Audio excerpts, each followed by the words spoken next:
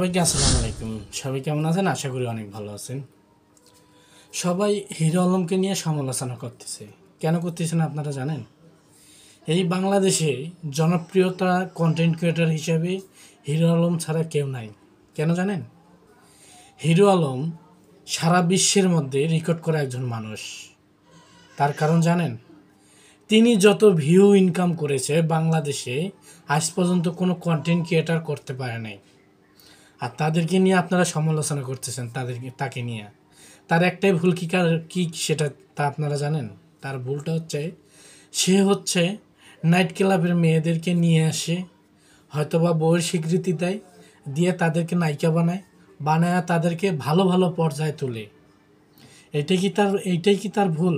এই জন্য তাকে আপনারা যা মন চাচ্ছে তাই বলতেছেন, এটা কিন্তু ঠিক না। হিরো আলমের মতো মানুষ হয় না।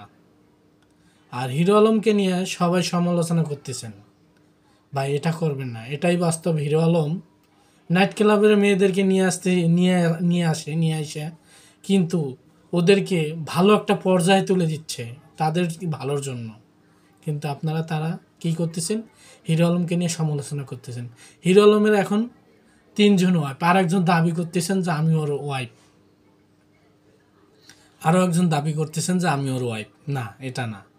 রিয়ামণিকে প্রথম বিয়ে করে সে, আরও একজনকে বিয়ে করে। কিন্তু এটাই বাস্তব ভাই।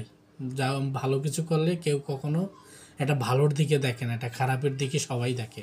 এটাই বাস্তবতার উদাহরণ করে অনেক কিছুই। কিন্তু সকলেই অবশ্যই হিরো আলমের মতো চরিত্রবান বা ভালো একজন লোক কেউ নাই, এটা আপনারা মনে করবেন সব সময়। সবাইকে আসসালামু আলাইকুম। ভালো থাকবেন, সুস্থ থাকবেন। আবারও দেখা